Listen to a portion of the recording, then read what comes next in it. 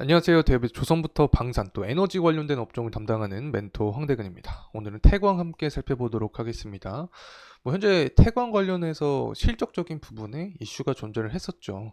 상반기에 실적이 감소를 했는데 과연 이 부분이 무엇 때문에 그럴지 금일 영상을 통해서 좀 이야기를 해보려고 합니다. 그래서 앞으로의 수주 회복세는 또 진행이 될 수 있는지 실적이 기반이 되어야지 앞으로 주가 상승 모멘텀까지 이어질 수 있는 부분이기 때문에 이 관련된 이야기 진행해 보도록 하겠습니다. 그래서 우선 이 상반기 실적이 감소한 원인에 대해서 함께 파악을 해 보도록 하겠습니다.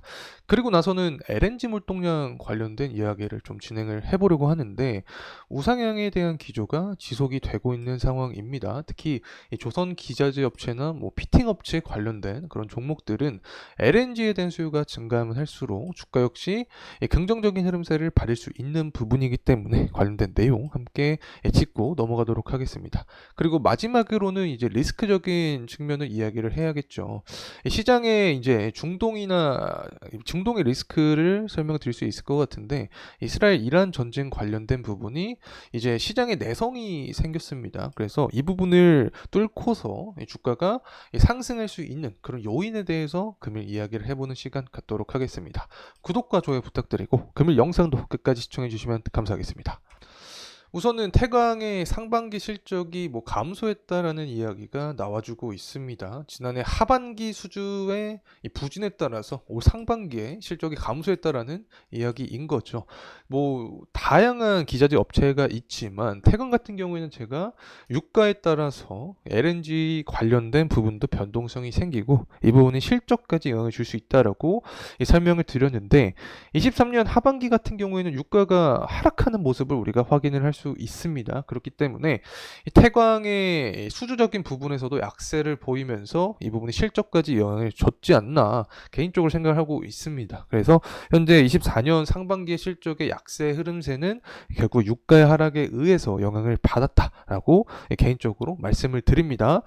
자, 그렇다면 앞으로 이 수주 회복을 하게 되면 결국에 실적적인 부분에 도움을 받을 텐데 유가의 방향성에 따라서 실적도 변동성이 존재를 하겠죠. 이 부분은 제가 중장기적인 관점으로 좀 설명을 드릴 수 있을 것 같습니다. 일단 수요적인 부분과 공급적인 부분.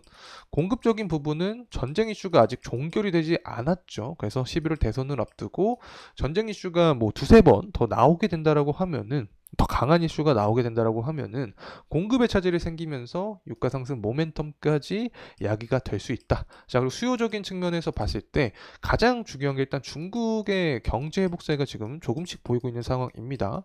원자재 최대 수요국, 최대 공급국이기 때문에 중국의 경기 회복세가 보여주게 되면 이 부분이 원유에 대한 수요를 자극하면서 유가 상승 모멘텀까지 야기할 수 있다. 자, 그렇게 되면 중장기적으로 봤을 때 확률적으로 아직까지 유가가 상승할 가능성이 더 높다. 그렇게 이 부분을 통해서 수주에 대한 회복도 우리가 생각을 해볼 수 있게 되고 실적의 상승까지 예상을 해볼 수 있게 되는 거겠죠. 자, 그리고 나서 이제 미국의 원유 재고를 함께 체크를 해보려고 합니다. 5월 15일 날 재고량이 나오게 되는데 이때 만약에 예상한 것보다 높게 나오게 되면 공급이 높아지니까 결국에는 유가의 하방 모멘텀으로 야기가 될 수 있겠죠. 하지만 지금까지의 5월달 패턴처럼 공급이 낮게 나오게 되면 유가는 상방 모멘텀을 받을 확률이 높아지지 않나 이렇게 생각을 하고 있습니다. 그래서 앞으로 제가 영상을 통해서 미국의 원유 재고 일정 계속해서 체크를 해드리고 유가의 변동성이나 수주적인 부분, 실적적인 부분 여러분과 함께할 예정에 있으니까 구독과 좋아요 한 번씩 부탁드리고 저와 계속해서 함께하면 좋을 것 같습니다.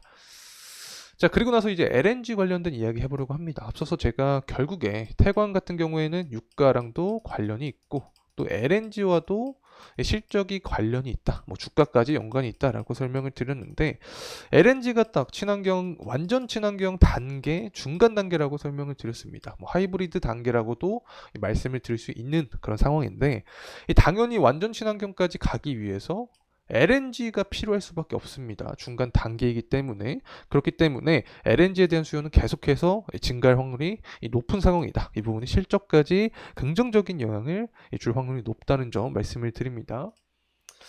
그리고 나서 이제 LNG나 뭐 친환경 관련된 선박에 대한 수요가 증가를 하니까 이 선가 지수도 이 높은 흐름세를 보여주고 있는 상황인데, 개인적으로 봤을 때는 24년 말까지 계속해서 우상향하는 전망을 예상을 해볼 수 있지 않을까 생각을 하고 있습니다. 결국에는 이 선별 수주 전략을 통해서 고선가만 수주를 하니까 이 선가 지수가 상승을 하게 되는 거겠죠. 선가 지수가 상승하면 당연히 업황에 강세를 띠면서 이 부분이 이 태광의 주가 상승 모멘텀까지 야기할 수 있다는 점 말씀을 드립니다.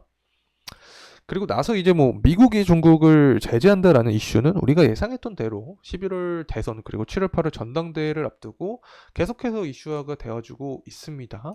그리고 나서 이제 이스라엘 이란 전쟁에 대한 이슈를 계속해서 체크를 해야 되는 건데, 저는 개인적으로 아직까지 완화된 최근의 모습을 보여주고 있지만, 앞서서 말씀드렸던 7월, 8월을 계기로 해서 다시금 강한 어떤 이슈가 한 번씩 나오지 않을까 생각을 하고 있습니다. 그렇게 되면 이제는 전쟁을 넘어서 해협을 봉쇄하겠다라는 이슈까지 추각이 되면서 인플레이션에 대한 우려를 시장에서 하지 않을까. 그렇게 되면 전반적으로 시장의 리스크가 더 강하게 작용이 될 때 수급적인 측면에서 조선 기자재 업체인 태광에게 좀 쏠리지 않을까 생각을 하고 있습니다.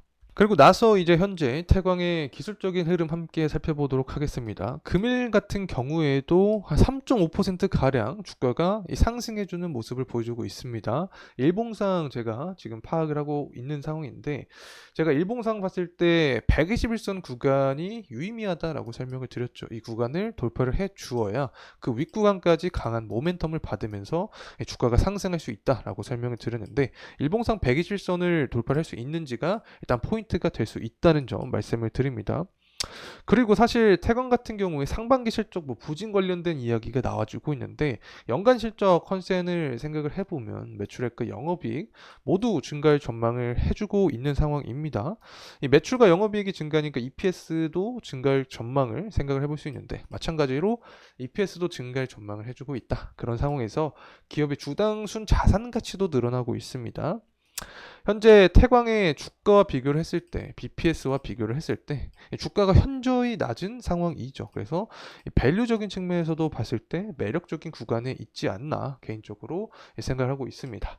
이제 주봉의 흐름상 함께 살펴보도록 하겠습니다. 사실 주봉으로 봤을 때도, 좀 큰 그림으로 봤을 때도 121선 구간을 돌파를 해주는지가 포인트가 될 것 같습니다. 그리고 나서는 초록선인 61선 구간까지 돌파 여부가 중요하게 작용을 하겠죠.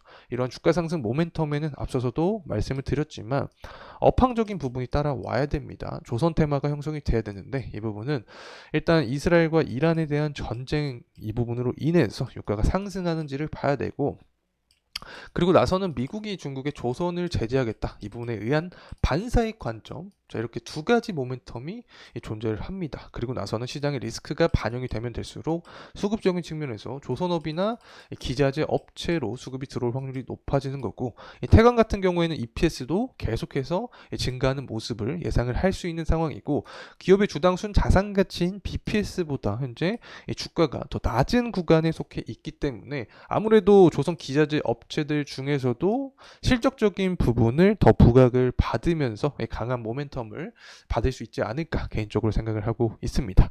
자, 이상으로 태광에 대한 영상 마무리하도록 하겠습니다. 금일 시간이 도움이 되셨다면 구독과 좋아요 부탁드리겠습니다. 감사합니다.